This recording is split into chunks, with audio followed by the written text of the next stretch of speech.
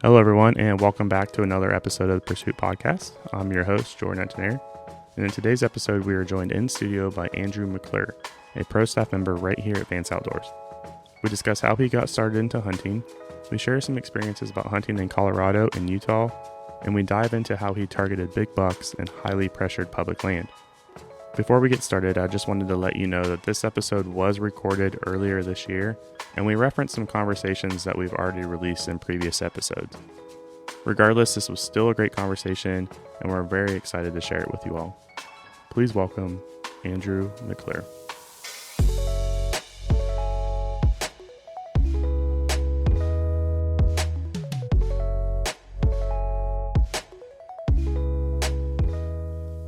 All right, everyone, we are live. Like I just mentioned in the intro, we have Mr. Andrew McClure, a pro staff member here at Vance Outdoors with us. Sir, how are we doing today?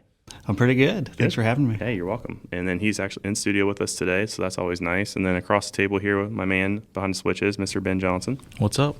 So let's just get right into it. Let's go ahead and introduce yourself, kind of your backstory. What got you started in hunting? Was it something family related and do it your own? Yeah. And just kind of give us a little intro of who you are. So my family was originally from Virginia. My father grew up there, and he had grown up hunting public land and hunting the big mountains down there. So in college, he had moved here, and then so I grew up in Ohio. But that's how kind of the only thing we knew to hunt was public land. That was kind of where it started. And so yeah, at a young age, he kind of, before we were allowed to hunt, just impressed upon us this marksmanship in archery, in weapons, pistols, just anything before we were really allowed to hunt. So I really didn't start hunting until I was about like 12. Which is still fairly young, for the most part. Some kids are getting out there a little bit sooner, but... Yeah, we had gone on like hunts with Dad and with all of his brothers and family. But by the time we were able to carry our own tool for the job, I was 12. And that was actually, my first hunt was an Ohio hunt on public land, just with a shotgun, 20 gauge. And it was a children's shotgun, so it was extra light, short barrel, light stock, 20 gauge breakover. So it was like, yeah, it's perfect. It left a mark. Yeah, yeah, no doubt. So that gets into today. What all are you going after these days? It really had refocused, gone through like years of like waterfowl and stuff like that, just like being outside. But we grew up backpacking. And so in backpacking, that's kind of how it worked with public land. We always just knew to take care of ourselves, be diligent in like how we prepared everything. But then it was just the adventure of going to public land and chasing whitetail. Sure. And that's just kind of where it's led me today. Yeah. It's a venture because you're seeing different things every time. Yeah, exactly. So that's the best part of it. Well, and the public land aspect too is always interesting. I know Ben and I had kind of tried our hand at that this year as well, but there's like the unknown as well. Like it's like a little bit of the challenge, right?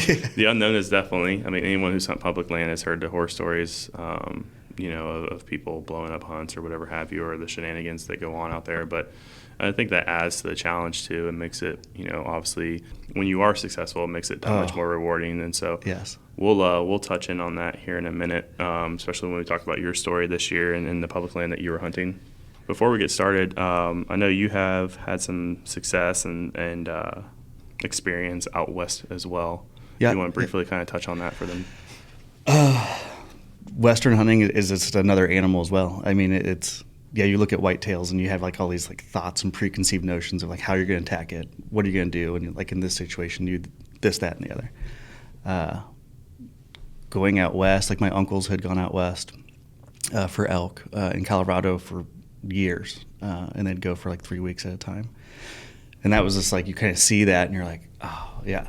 Well, like when do I get to tag along? Sure. And it's and so then you start making your trips out there, and it's being from Midwest, it's just mind blowing. Sure. Yeah, definitely. You could talk about like the hunts of it and getting anal, but like the scenery.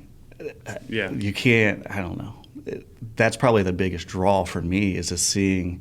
I mean, you can go to Colorado, you see certain territories and certain regions and mountain ranges, and then you can go to like Utah, and then it's just like, oh my gosh, like it's almost just another country. Yeah, you just see different things. And so, yeah, the beauty of going out west is nature. Sure.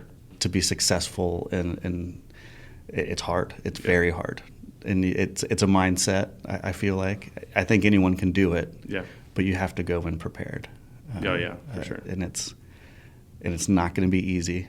And however much you do prepare, it still probably wasn't enough. Oh yeah. But that's the excitement of it. Like that's for me. That's why I do what I do locally, as far as the public land. It's how hard can you push yourself, and how hard can you drive to get to that accomplishment? Like what are you willing to get through? Exactly. And so that's the draw of out west or here. I mean, you can create that in both environments, which is pretty cool, and that's what I've tried to create for myself locally here.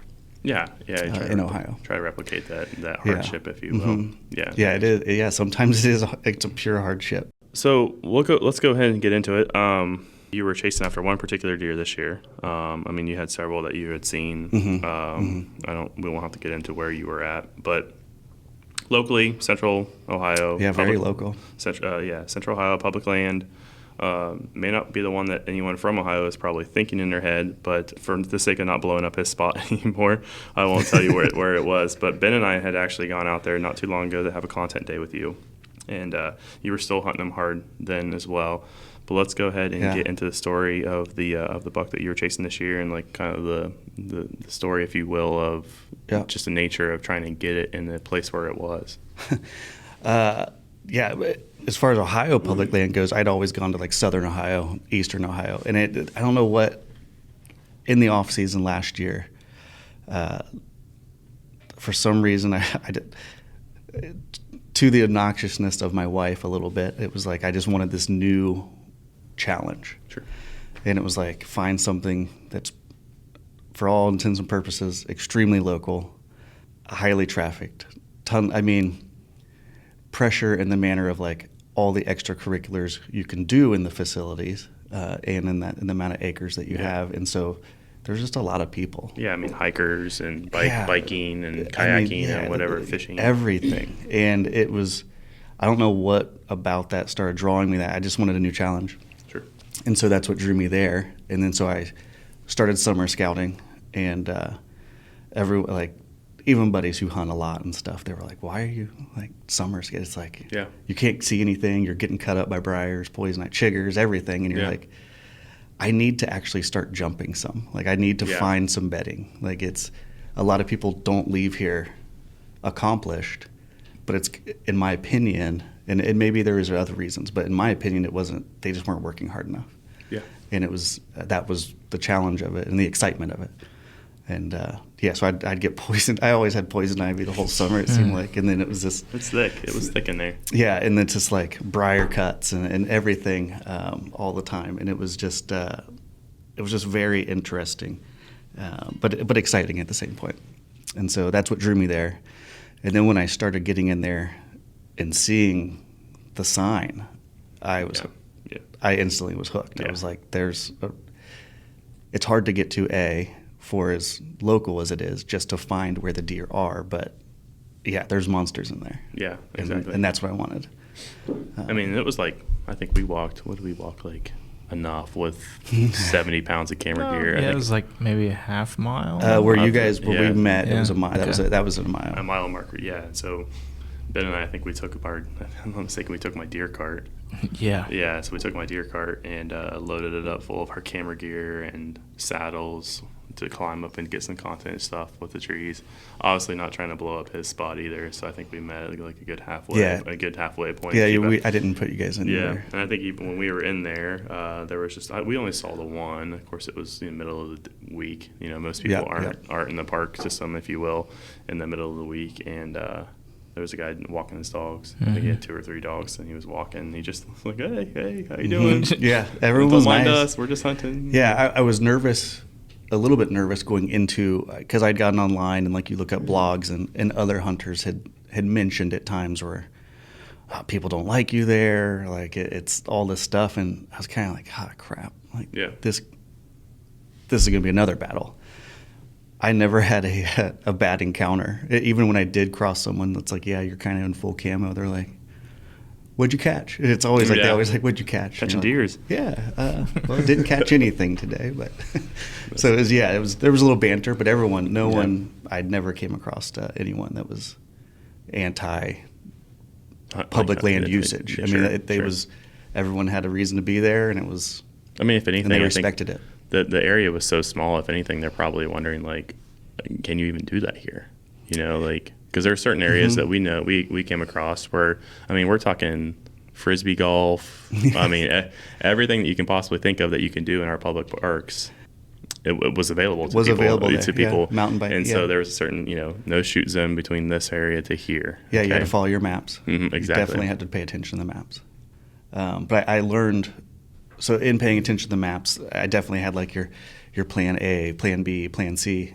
And of course, plan A pretty much aligned with every other hunter that was out there. Oh, sure. And it was like, at that point, I kind of skipped plan B because that was putting me in areas that was kind of bordering and too close. And so I just did a complete 180 and just started picking it apart, just kind of in a different light of, okay, every hunter's hunting this kind of a small space in this manner. I bet the deer are trained in that manner now. Mm-hmm. And it's like, what if I went like a complete 180 where in typical hunting theory, deer would not be. Yeah. And then so I did the 180, and then that's when everything started kind of like, it was mind-blowing. Yeah, I was nightly, like mornings I'd go in the evenings I'd go in.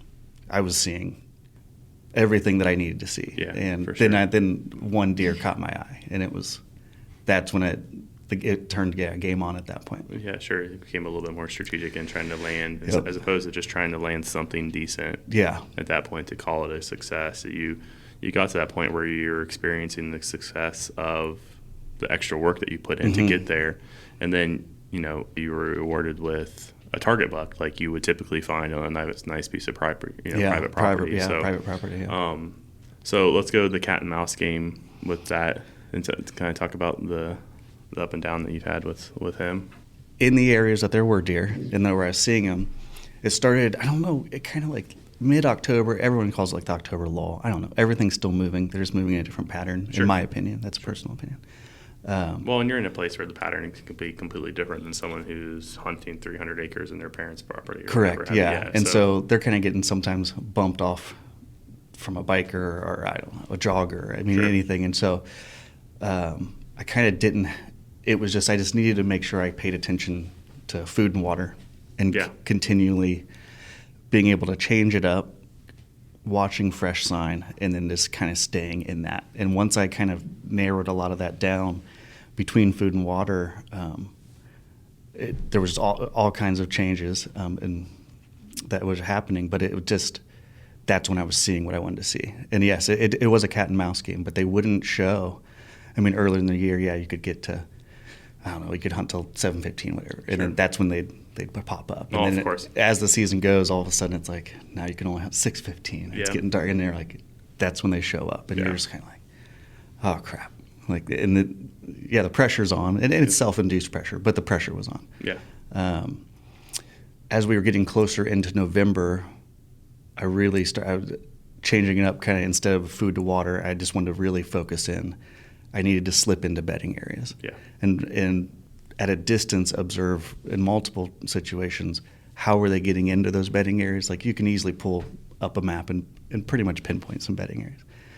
And once I started really focusing on how they were getting in and out, that's when I could pay attention. It was like, okay, if they're going in this way, someone's going to follow. Or if this is how they leave and they go in this way, then they're going to leave this way. So it turned into a lot of observation. Sure. And that's where kind of like Excel spreadsheets became my friend. Like, this was one of the first years where I really was detail noting things to help, and that being able to go back using notes on your phone or like Excel, whatever. And it was being able to pull that information up of like, when they do go in this way the night before, the next morning they're coming out this way, or vice versa. And it was figuring out some of those little patterns, and it took some time. It definitely took some time. It was brand new ground for me, but it was awesome. Yeah, sure.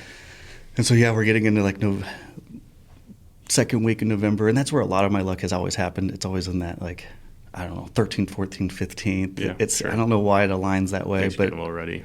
But if I go back and look at my tags, it's always between like the 13th and 18th. Yeah. And so the 13th hit, I had gone in the night before, and I knew I wanted to hunt the next morning, but I kind of wanted to slip in and sit at about a couple hundred yards to see if this bedding area was going to produce like I wanted it to that evening, the prior evening, for the morning of the hunt. And as I was walking in, I was like, okay, I'm going to throw my saddle on and kind of get ready before I kind of wanted to go up in a tree. And I started using the restroom. Oh, sure. And I was like, I got to take a leak before I get to the tree. Oh, heck yeah. And you kind of start using the restroom, and I look up, and the buck that I had been searching for, and finally true daylight. Yeah. And I mean, this is it. Like, I'm going in at 2 p.m. to like prepare for an evening observation. Sure. Like, I really didn't want to mess things up. He's literally on the backside of a thicket, like looking at me. And like, I remember you texted me about that. You're like, dude, he's literally looking at me. I blew it. I like you have that like heart sink, and I was like, I literally blew it. But this season, the clothing company I wear for hunting had come out with some solids, and I had started wearing solids as I approached in and out, and that was just out of convenience and habit this year. And I swear, looking like a normal human being instead of like a camouflaged moving human being. Sure. Like, paid off. I don't. This is just me. Like, it's helping me to like believe it worked. But I just stopped, and he just kind of stared at me for about 30, 40 seconds, calmly turned around and walked off. And it's like, in these highly public areas, it's not like they don't see people. They see people. Yeah, they know you're there. And now I'm convinced. Like, next year I'm gonna wear a tracksuit. I'm just There like you go. tracksuit. Like, I'm just gonna look like a jogger. And I think there was an episode, and we'll have him on eventually. Taylor Chamberlain was talking about, I believe, hunting in a very similar like scenario of a place that you were at, but there being frequently a lot of joggers there. And I think he said like he went to like. Said he got a tracksuit From like the dollar store or Goodwill or something, Salvation Army, whatever have you, and threw that on over his hunting gear until he got to like the spot he wanted to peel out. A, to kind of like avoid the looks of people. I can see that. Yeah. But then B, like if there was something to see them, we'll have to ask him about that when we get him on, because I think that is very interesting too. And it only goes to show that it might. And maybe it is. Like, if it is something, like, tracksuit me up, because then you can jog in, forget it, like forget slipping in. So either way, he started walking away, and it had rained that night before, so everything was super wet, leaves were wet, like so you could get through the woods without crunch. It was perfect. Yeah. And that's the best. When the direction he was walking was towards that bedding area that I wanted to get to, and so I just left everything there, and I took off running. And I knew if I can get to this little ridge and get on the other side of it, if he ends up crossing this ridge, he'll go up to this bluff. And he did. And because everything that had gone up the night before would come back around the next morning. So that was the same afternoon, right? That was the same. Yeah, that was the same afternoon that I blew it. So it worked out a little bit, but I was able to not scare him. I was able to take off and get kind of down on the backside of this ridge, push it about a couple hundred yards, and get in, observe. He ended up crossing over this ridge line and then went up into this like kind of bluff bedding area. Yeah. And so at that point I was like, wait, I didn't blow it. Like, this might work. I was like, this might work. And at that point I had, the only thing I had with me was like my binoculars, and I left everything else like on the trail, stupidly just on the trail. Someone could have picked it up. Oh, sure. Thankfully they didn't. Yeah. Go back, I just grabbed my sticks and platform. And then I knew what tree I wanted to get into, and it was kind of one of the only ones that had a little bit of openings, but not a ton of openings. And that was just my best case scenario. Yeah. So I ended up setting up that night to come back to the next morning. Okay, yeah. And so then I just pulled out of there. I just left, and came back the next morning, woke up crazy early. I don't think I could sleep. I was too excited. Sure. This was like game time. And got up in there, got into the tree, got set up, and then instantly, I mean, by the time it was coming to dawn, I mean, early light where you could see that like blue light or whatever. Blue, yeah, like does were already moving. Like early, and I was just like, okay, he's up there, and this is perfect. And all of a sudden, it was probably just after, it was like 7:15. Legal light had broke at 7 maybe, I think, at that day, at 7:05. And I'd already seen like 3 does. And so it was just like tons of stuff going on. Well, from this tree, I couldn't see between me and then that bluff. There was like a creek and then a pretty steep kind of vegetation like wall going up, and then a bunch of trees. So you couldn't really see through it, except with binoculars you could see feet. That was it. So I was just like, when there was enough light, just paying attention with my binoculars to like look up into this bedding area, and it was about that time, like 7:15. It just sounded like a bull in a china shop, and a doe just shot through the thicket, down the hill, crossed the creek, up the hill, and then went to my left, and or west. And I was following her as I was like watching her, and I realized I didn't have like any openings. Yeah. I was like, oh no. Like, and then you get out of here, it's like a gut check, and you're like, well, I need this to happen, but no, it might not happen. And it's going to happen really quick if it does happen. And a testament, I switched to a saddle. And shout out Tethered. Yeah, to Tethered. That's all right. We're allowed to say that. We can say that. Yeah, you can say that. I had used other equipment, and the other equipment's great. In this situation, the saddle was the game changer to promote them even more a little bit. But as I followed her, I realized that it was at my 9 o'clock was my only opening, and I knew he's going to follow her to the trail. I mean, to the step. And when I saw that happen, the only thing I could think to do, because it's not like he's going to stop. I'm not going to grunt him. And if I try to grunt him, he's not going to stop in the opening. And it was about a 2-foot window. And I was like, it's at my 9 o'clock. And I was like, how do I know when to shoot if I'm tracking him? And it was easy because I was just able to put my back to the 9 o'clock. And I knew just when I swung through from 12 to 9 going back at that quarter turn, when I hit 9, that was my opening. And so that's kind of how I set it up. And I went ahead and I had grabbed my bow, and then it was about 20 seconds later he comes running through, and he stops at the bottom of the creek he paused for a second, and I was hoping he'd just keep going. And he paused, and I don't know what made him pause or what he was doing, or just surveying the area. And he took off running again, came running dead at me at my 12.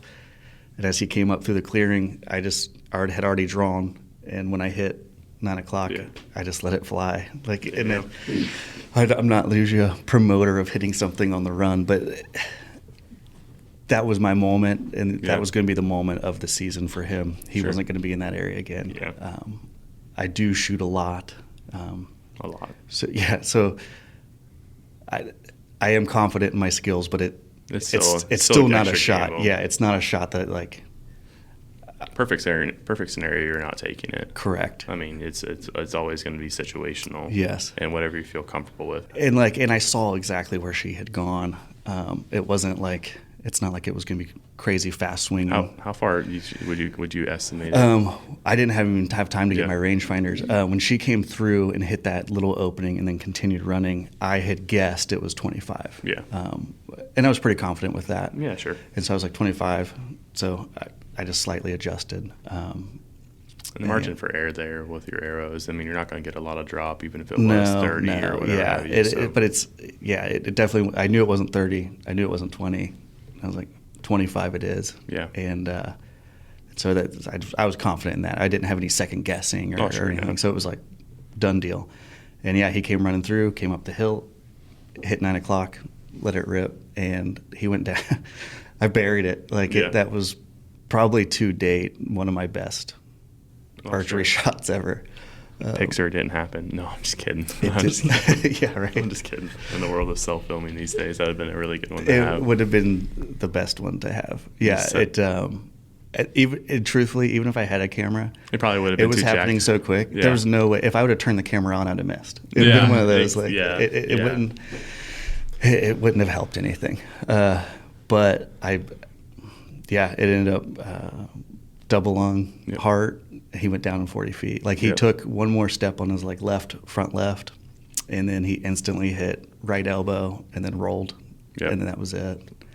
It was super quick and clean, and I mean, he had no idea. He had no idea. No idea. Yeah, he was chasing that doe. He had no idea. That makes you even feel even better, you know.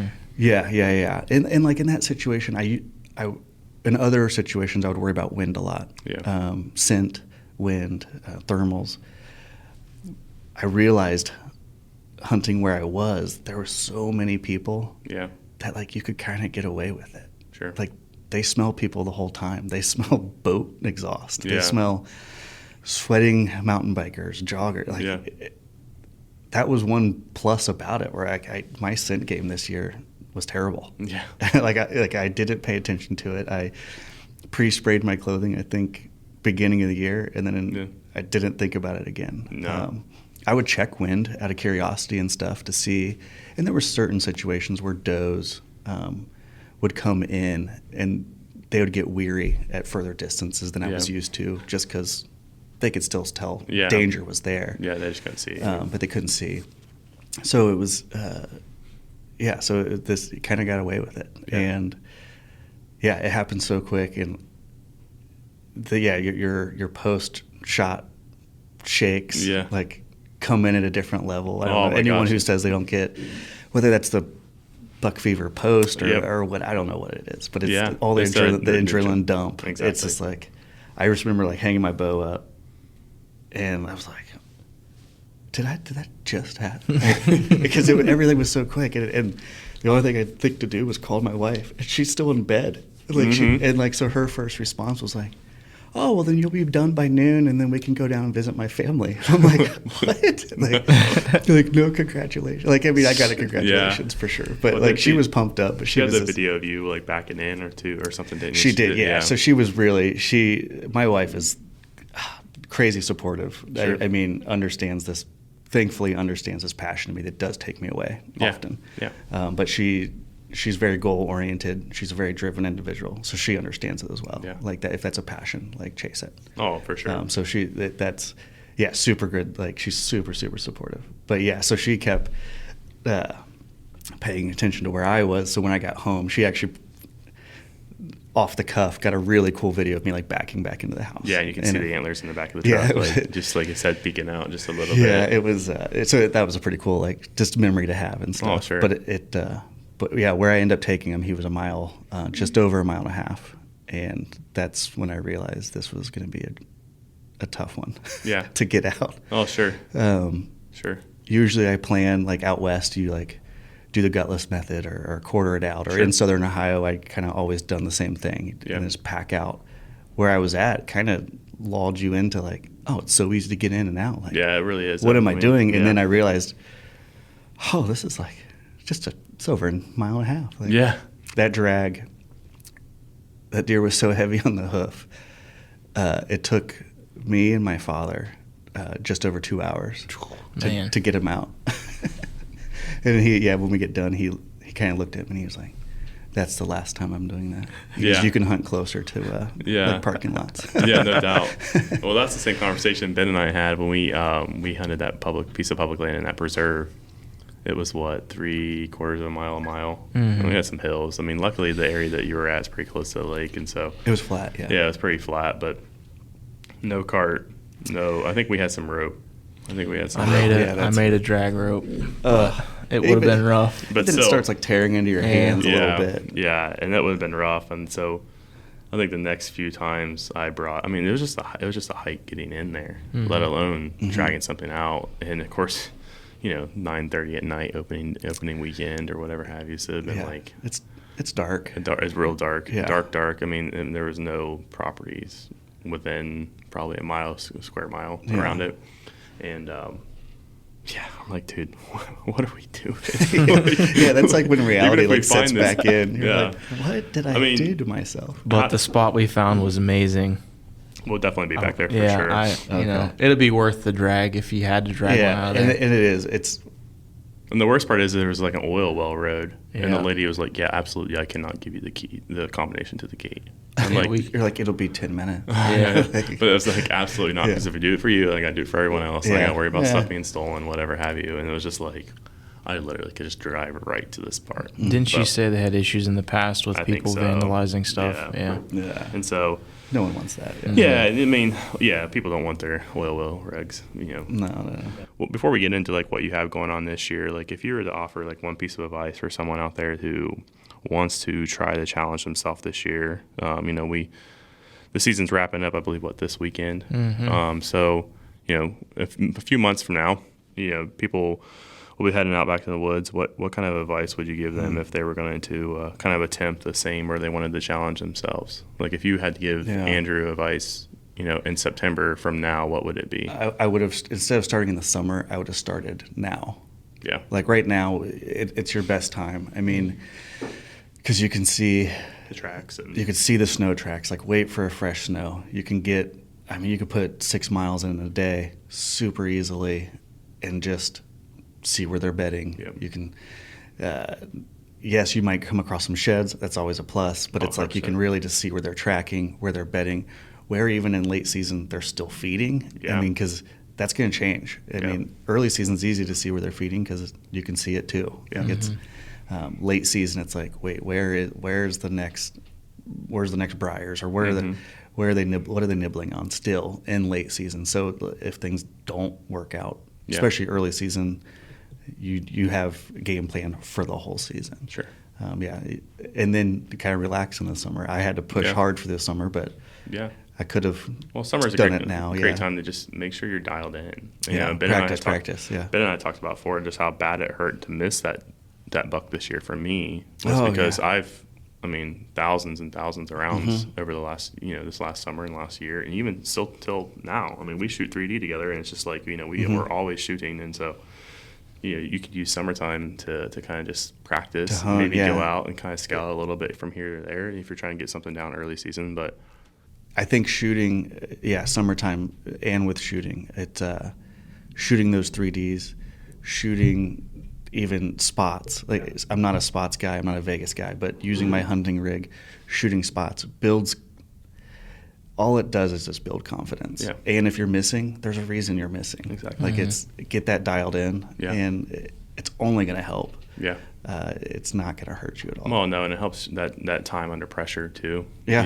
Like I feel like shooting in some type of competitive format, whether it be 3D or whether it be spots or whatever have you, like it gets you nervous. That challenge. Yeah, it makes you nervous. Exactly. I mean, there's nothing better than when we're shooting and one of us is 12 ring something. It's like, okay, well now I have to beat this guy. Yeah. So then you're going for the 14. Yeah, exactly. And you're like, if I miss, it's 5. Yeah, and then you miss and you're at 5. You're like, damn it. Yeah. But still, I think it helps, and I definitely think it helps. So that's a good advice. So so if you're out there and you're thinking that you want to try a new piece of property, your season starts now. Yeah, exactly. It doesn't start. Yeah, if you can start your season now on that new property, you can relax and practice through the summer, and then you have a great game plan for September. Sweet.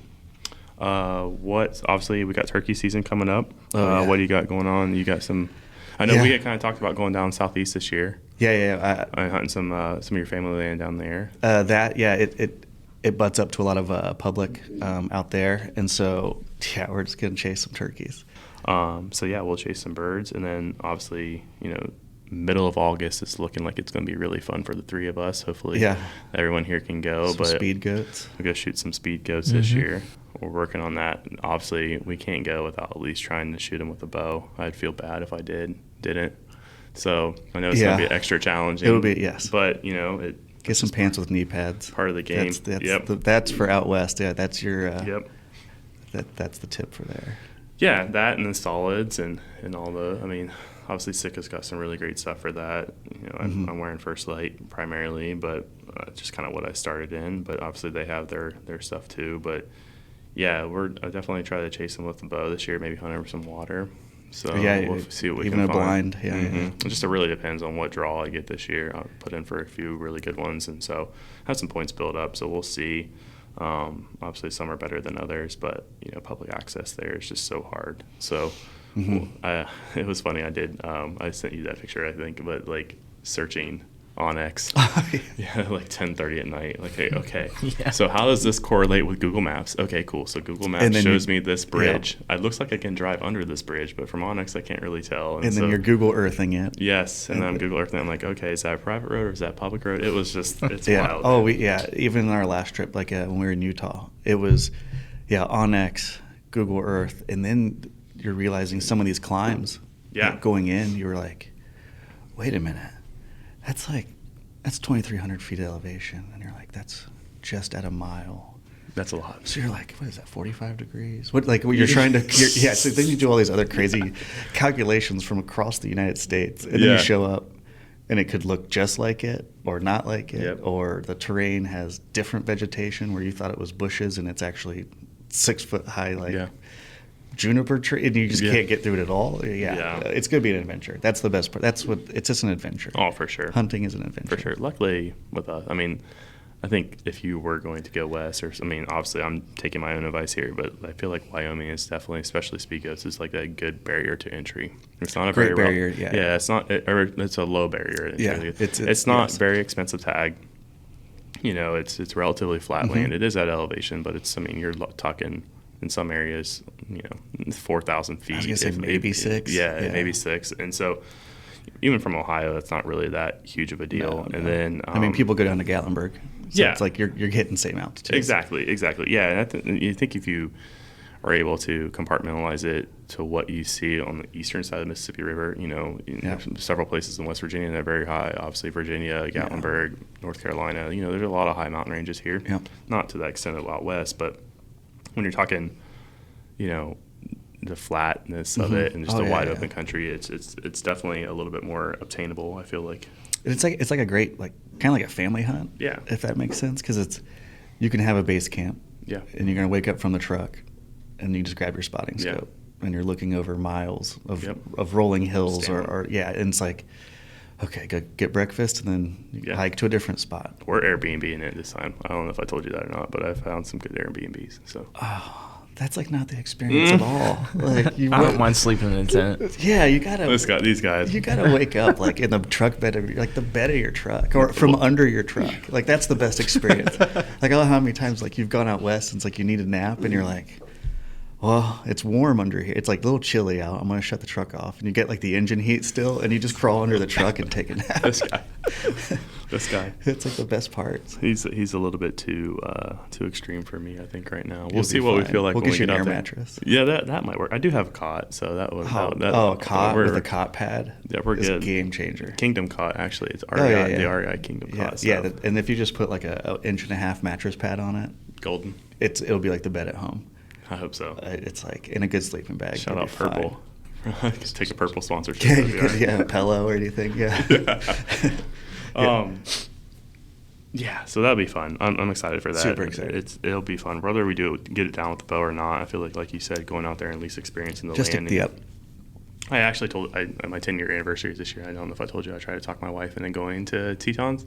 Oh, so we could get a cross-country scouting trip. And she's like, absolutely not. Yeah. Absolutely not. Give me Florida and warm weather. Oh. I was like, all right. Those are hard convinces. Fair enough. I was like, look how beautiful it is. Yeah, you try to, especially when we go out, you're like, well, we'll stop in Jackson Hole. You can see the town. And then it's then you leave, and you're on the road out of town, and it's you pass 2 grizzlies, and she's like, wait, what are we doing? Yeah. And you're like, I just need to look into this ravine over here. Yeah.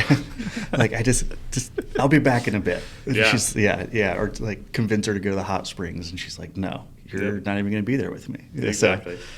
That's another good tag too. I think that we had Alan on. Samson was another one of our pro staff members here locally, and him and it was his dad, I believe. Mm-hmm. They went black bear hunted in Idaho, over the counter tags in Idaho. So it's relatively affordable. Mm-hmm. It was a great experience. Yep.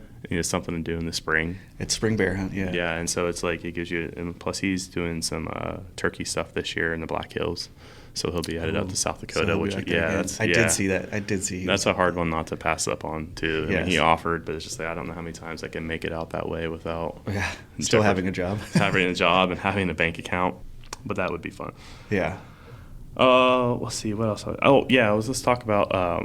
We got to talk about the Utah trip a little bit. I mean, I know we wanted to primarily focus on bucks, but we're going to talk about your experience with your chasing the herd.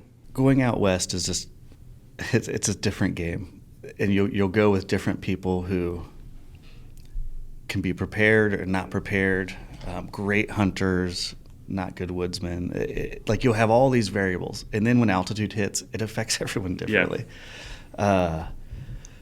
So we'd gone into Utah, and I think like the drive already was like 32 or 35 hours. Yeah, it's forever. It already wears on you, sure. And it's exhausting.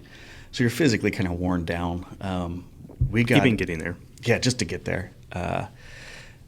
Trained all summer for it, so it was like the only thing you can really you can't train for altitude, but you can just do steps with a loaded pack. Yeah. And so it's like you're trying, and like your hunting buddies and hunting partners can be doing the same thing. But physical fitness when you get out there is key. Yeah. You can be a somewhat okay hunter, but if you're in great physical shape, you can just like ridge pound and you can figure it out. I feel like you can be successful just by being able to have like work hard. Yeah. And so we got out there in the first location we went into. Tons of elevation gain just to get into some of these basins and see some of these bowls. I think our first day to get to the top of this ridge, it was just over a mile, but it was 2,100 foot of elevation and super steep. Highly miscalculated how hard that would be, and it took like 6 hours. Yeah. And and then you finally get to the top, and you're like, well, we kind of need to start searching for water now. I mean, you have water, but you don't want to like use it up and then search. Like you kind of want to have it, and then be able to know where to fill. So we kind of got up there, glassed around, and we'd already called out ahead of time and talked to some like wildlife officers and biologists, and they said water was scarce already. So we gave them the route that we were going in at, and they said you wouldn't come across water for 2 days. And so when we made that peak, we were like, which almost felt like a mountaineering expedition. We were like, what did we just do? Why did we just do that? And then you're looking in and you're like, well, if we're not going to find water for another day, like what are we doing? So we kind of went in a little further, and then set up camp, and then realized that next morning, no water. Elk aren't going to be there either. Yeah. It's like they want water too. Sure.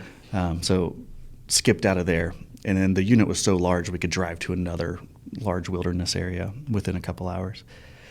Took off, went up there, and when we were pulling into town, I had Native Americans, I don't know, I just never knew there was like a stigma or anything like that when we pulled in this town, and I thought everyone was kind of trying to like scare us a little bit. And they said, you have to go through this reserve, Indian reservation, to get to where you're headed to the base of the mountain and then to start climbing. And we're at this gas station. This guy's like, just don't leave the road. And it kind of builds up in your head, and you're like, oh, whatever. This is funny. Like, haha, thanks, man. You just don't want other people here. No, it was pretty serious. Like when we got to the end, like the start of the reservation, we were greeted with like American Indians on horseback, like no saddle. Like you go through this gate and you're like, wow, this will be kind of a weird 3 miles. And so it's like you drove on these like the rough roads, the wilderness roads, and they're just kind of following along. Kind of made you like uneasy a little bit, but like kind of like just monitoring, because it was their land, sure. Which is I 100% respect that, sure, and not trying to like, but it was just like, dang, like we're not trying to do anything, man. Like we're just trying to get through. So we get to the other side, wave, move on, so that was kind of like a first kind of like, for me, I took it in stride, and it's like, you see things all the time. My hunting buddy, I think he took it a little more serious than I did. Whether it was right or wrong, it doesn't matter. So he had that in his mind. So we get to where we can, as far as we could drive with the truck, shut the truck down, and then that evening we're like, let's just do some scouting. Let's just see if we can make one of these ridges. We get up there, make a ridge, and then started seeing some fresh signs. So we kind of gave them the game plan, get back to the truck, load up. We're going to leave for 3 days and we'll regroup. And I think that's one thing going out west. It's like, unless you are a really good backpacker and have good gear that ends up being light is the reason it's good, but and good quality. Like, you could easily start carrying 45, 50 pounds. And if your shoulders and legs aren't ready for it, then that's a shock in itself. Growing up backpacking, my kit was dialed. My buddy, his kit was pretty dialed, but it just had some limitations. So he was unfortunately a little bit heavier than I was. Like I said, so we regroup and then we head back up in there, fresh sign. And so it's just like daily, you're kind of just like all day hiking. I mean, I think by day 4, we had like 40 miles and at elevation. That elevation there, like I think from the base of it started out at, what was that at? Like, yeah, just over 6, and then at its peak, and we never made it completely to the peak, but it started out at 6, just over 6, and it tops out at 3,500. So, I mean, that'll mess you up. Yeah. Thankfully, elevation only like swells my hands, where I can't even put like my ring on my pinky. Like, it's like the size of my thumb, but it's like for about 24 hours and it goes down. He was having headaches, couldn't sleep at night. And so it was just kind of rough. I mean, and the weather was 90, 95. I mean, I have a couple pictures where like I'm on this edge of this like scree slides and cliffs, shirtless. And I'm like, oh my gosh, like this is crazy. We're like late September, like super high, it's super hot still. There was wildfires to the west of us, so that was like a problem. It was choking out the sky quite a bit. So there was like some like this uneasiness like starting to build. And it kind of going back to, it's like you're either used to backpacking and being in the woods for 10 days at a time, or you're not. And then most people probably aren't. And then if you're not, getting into a situation like that is very unsettling. It can build some anxieties. And so we had finally gotten great sign and found the herd we had been tracking for over the days. And I was like, this is awesome. And I was like, so I pulled my inReach, I pulled the weather for the next day, and it was one of those things where I was like, this is great. We're just going to get a game plan for tomorrow, even if we're going back to camp early. They're too far to make a move tonight, so like, let's just drop off a little bit, set up a camp, just be comfortable and have an enjoyable evening. And I pulled it, and it said like 9 degrees in like the next like 6 hours, and I was like, no way. I was like, this is impossible. I was like, I'm currently sitting shirtless with a spotting scope. Like, you're like, this isn't a real deal. Like, this is, and I thought I pulled it for like North Pole or something. So then like I re-put my location, pulled it again, and it said no, 9 degrees and about 8 inches to 16 inches of snow. And so I was like, well, all right. So that's where your preparedness comes into account, into effect. Having your system built with of layers, your insulation layers, your base layers. Are you wicking? Are you going to stay dry? Do you have a waterproof with you? And then your tent systems. It was probably wrong of me, but I convinced him to run a floorless tent. I've ran floorless tents for years, and I'm just super comfortable in them. Super light. It's at a pound. Tons of room, and that didn't help. So he wasn't sleeping good, and he was just like kind of afraid of bugs. And at that point, there was what were they called? Tarantulas. That's a big spider, right? That was like breeding season. Oh, geez. So like, so even the biologist was like, until you get to a certain elevation, like tarantulas could be like coming in and out. That's wild. And I was like, oh, great, that's awesome. One of those on your face, like Home Alone. Oh yeah, exactly. Nope. And like, well, that's why I said when I talked to the biologist, I was like, oh, like the Home Alone thing. He goes, no, but like 4 times bigger. And you're like, what? Yeah. So that was like, I should have let him pick the tent he wanted. But I was trying to help him with like weight, because I just knew we were going in. So we had like those issues a little bit, and there's just, you have those like just non-comforting moments. Sure. Well, drop off bulletproof camp, and at that point, like, I kind of woke up the next morning and I'm just like, dang it, the snow didn't drop. Like, I was where we could see the elk. If that weather came in, they were going to drop down into this basin, and so that's why I was excited, because it was going to cut our distance in half. Oh, sure. Trying to go get them, and we came off the top of that ridge pretty far. I think we lost about a 1,500 feet elevation just to get a good, safe camp. And I kind of woke up and I was just like, dang it, the snow didn't drop. So I was a little disappointed. And I kind of like turned my headlamp on, and then you could see it was just piled up like on the outside of the tent. And then I got excited. I was like, okay, this is awesome. Unzipped my sleeping bag. And then that's what I knew the temperature was, 9 degrees, if not whatever it was with the wind chill. I was like, oh, this is cold. So having a good sleeping bag goes a long way, because I slept like a baby. He didn't sleep at all, apparently, because he yelled over from the other tent. He's like, how did you sleep? I mean, apparently a storm came in. It thundered first, and then it rained, and then it snowed. And he said he was afraid the whole night a tree was going to fall on him. I slept like a baby. So so I was like, okay. I was like, you stay here,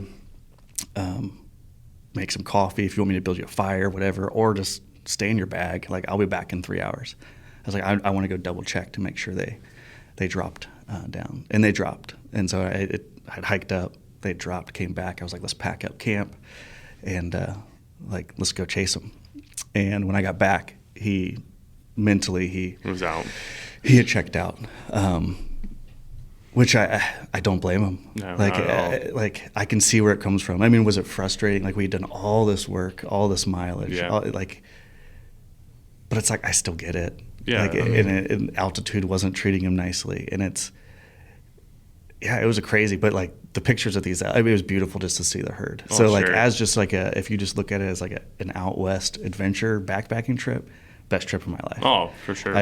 But knowing we had other goals, yeah, kind of like, and then some of the bulls we saw, you're just like, we DIY'd over the counter in a hard area of Utah that not a lot of people go to, just because it is so hard.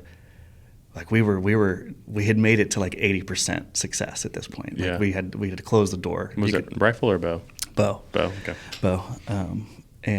I saw I was jacked. And so when I got back to camp, I didn't fight him much about it. It's, what am I, like, I'm not going to, if he says he's going to go back to the truck, it's like, I'm going to go off by myself now, or like, do you trust that you can get back? Then you're like, you're not going to leave someone alone. Yeah. So it was tough, but it opened my eyes a lot to like, you can't even prepare yourself enough, but you can prepare yourself like mentally, just of kind of knowing what you can get yourself into. It was like, like my legs did feel great. Like I did feel strong enough, but he was right there beside me for all of the training too. It's just mentally a different game. Yeah. It was great though. It's awesome. Everything we saw. I mean, the bears. Actually did not see any tarantulas. So that was, which I was kind of wanted to at least see one. Probably because I knew this 10 inches of snow was coming. They knew before we did. You could see some like mountain lion kill stuff, which was pretty crazy. That's pretty wild. Where you'd see, like we saw like half a mule deer like in a tree. That's pretty crazy. And it was like, wait, what does that? And it was like, oh, that's a big cat. Yeah. But so we didn't even see him in person, but you could see areas, and it was like, just keep going. Didn't want to mess with them. But we carried bear spray. Sure. But like the biologist said, like once you got above the berry line, really was no worries. And they gave us like good information. So going out west, you can always call. Yeah. Call the wildlife officers. They'll attach you to like biologists you can get a hold of. I was just getting ready to say, like, so I've obviously, and you can pick their brain. Yeah. Yeah. Outside of, the mental, or not the physical, I guess, battle that you have to get yourself prepared. Mm-hmm. Well, I was going to ask you, like, if you were the same thing that we asked for DIY in Ohio, like if someone was looking to make that kind of trip, destination style hunt or once in a lifetime style hunt, like your advice to them would just call. I mean, kind of sometimes, like, I'm not one that like wants to bother people too often, and so that's kind of a weird thing for me to do. But like my wife helped me with it. Like, she pushed me for it. She's like, you don't know the information, you've not been there. Exactly. So it's like, what's it going to hurt to call? Like, and it didn't. Like, you answer, or they answer, and you're like, I'm from Ohio, this is where I'm going. What's the weather been like last winter at this time? Or do you have any bear like encounters? Have people had problems? Or like, what's the water situation like? Are the streams low, or are they flowing?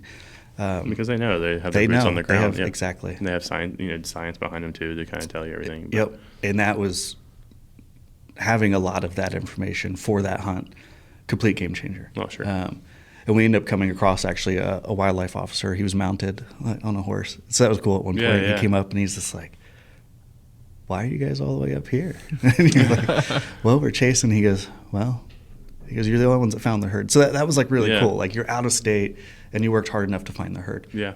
No one else wanted to go up that high. So it was pretty cool. Sure. It kind of gave you like a boost of confidence. But he also was like, a storm's coming in. You might want to drop down. Like, so it was kind of funny. But like even there in person, I don't even actually think he asked for our licenses. Now that I think about it, people always get afraid of like wildlife officers. Even when I hunted local with where I hunted this year, I was in contact with them all the time. I didn't want to get accused of poaching. I wanted to follow all the rules and regulations. If they had some like little nuanced thing in this area, I just want to make sure I followed it. I mean, so having that resource, having that connection, huge help. They are actually there to help, and they want to see you succeed. Oh, sure. Yeah, I mean, and that's the thing too. Like they're natural resource officers. Like not only the resource for the natural world, but you can use that into kind of play of words to kind of be the resource for you. Oh too. Yeah, like everyone they get a stigma, I think sometimes, but it's like if you're not doing anything wrong, then what's the issue? So I had the officers out there. The officers here, especially this year, I mean, they're kind of at a certain point this year because they'd see my truck in the parking lot and they're like, "How was it?" And you're like, "Oh, it was close," or it didn't happen, or it happened. That one guy, remember he stopped by. He stopped by when we were there. Mm-hmm. We won't get into details. We won't. But I was like, "Oh, okay, sure." Yeah, that's right. Awesome, man. He was very cool though. Yeah. I mean, they just rolled up like, "How you guys doing?" Yeah, it's like a lot of gear. I mean, you're like, but they're actually pretty cool. Yeah. And if you have weird questions or if you're worried about sometimes in public hunting areas, like safety of your vehicle, and it's like you can ask them like, hey, if you have issues here or where would you recommend parking? And it's like, I'd put it over there. And you're like, sweet, I'll put it over there. Sure. Yeah, they're a help. They're very helpful. Well, awesome, man. I don't have anything else. Ben, you got anything? I can't think of anything. You guys covered it. Sweet. Where can people find you on the gram? What is that? That's JAM23. So it's JAMTOO and then the number 3. Yep, and you'll see him on our social media at Vance Outdoors Inc. We have him on there quite a bit, and at least sharing his posts. Like I said, he is a pro staffer here with us, so we do share his content. And from time to time, meet up and take pictures and what have you. So that's all we have today. Thanks, man. Thank you for coming in. No, thanks for having me, guys. This was fun. Sweet. All right. Thanks, everyone. See ya. All right, everyone. That's all we have for you today. We hope you enjoyed that conversation with Andrew. If you did, please be so kind to leave us a rating below. It definitely helps us grow the show. Also, we want to hear from you. So if there's any topics or ideas that you'd like us to discuss, shoot us an email at pursuitpodcast@vanceoutdoors.com. Again, that's pursuit, PURSUIT, podcast@vanceoutdoors.com. As always, we appreciate you listening, and until next time, enjoy the pursuit.